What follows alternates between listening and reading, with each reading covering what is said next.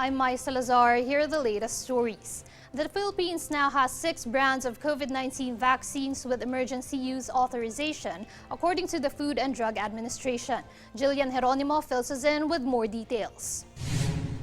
The Philippine Food and Drug Administration, or FDA, has granted emergency use authorization, or EUA, to 2 more brands of COVID-19 vaccines, bringing the total number of vaccine brands with EUA in the country to 6. The latest addition to the COVID-19 jabs that have been issued with EUA were the single-dose vaccine of Johnson & Johnson's Janssen and Covaxin of India's Bharat Biotech. FDA Chief Eric Domingo said India initially applied for an EUA on January 22 and has submitted their clinical trial data on March 9. He pointed out that the FDA has issued Bharat Biotech a conditional EUA on April 19, awaiting another document before they could import their vaccines into the country. As for Janssen, Domingo said the pharmaceutical firm applied for EUA on March 31, which was granted also on April 19. Domingo disclosed that the FDA has no pending EUA application for COVID-19 vaccine, adding that Sinopharm and Moderna have not yet applied for such.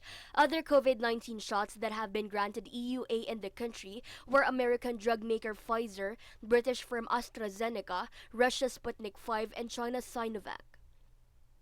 For One Media Network, this is GILLIAN Geronimo.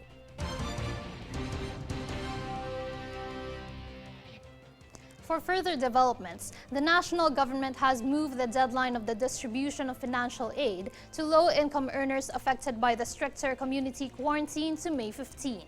In a press briefing, PALA spokesperson Harry Roque said this move aims to give local officials more time to roll out the cash aid meant to help 22.9 million Filipinos cope with the tightened quarantine restrictions. Roque added that this decision came after some local government units, or LGUs, called for the deadline's extension, citing the ban on mass gatherings. The automated or house-to-house aid distribution methods are also being tweaked to make them more flexible. LGUs were earlier given 15 days to distribute the cash assistance for residents in Metro Manila and its surrounding provinces, which were under enhanced community quarantine, or ECQ, from March 29 until April 11. The area has shifted to modified ECQ until April 30.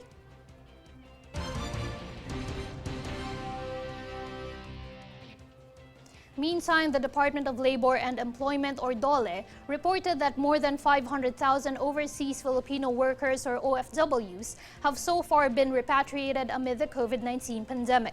In a briefing with President Rodrigo Duterte and several cabinet officials, Labor Secretary Silvestre Rebello III said a total of 519,566 OFWs have been sent to their hometowns. On the other hand, a total of 49,742 more are awaiting repatriation, while 78,519 decided to stay in their host countries.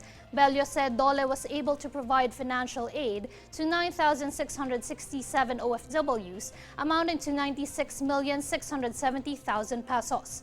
Meanwhile, 125,112 OFWs were able to receive food and medical assistance.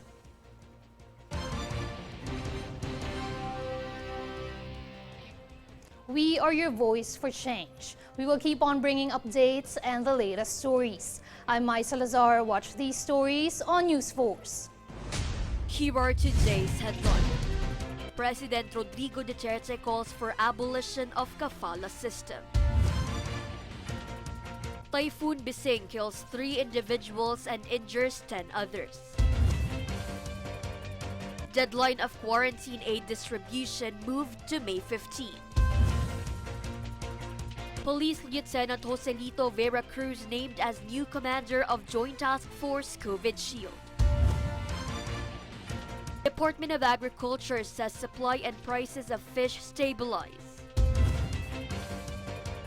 New technology seeks to make travel safer amid COVID-19 pandemic. Fair and balanced news. Comprehensive reports that will take you to the heart of the action. This is News Force.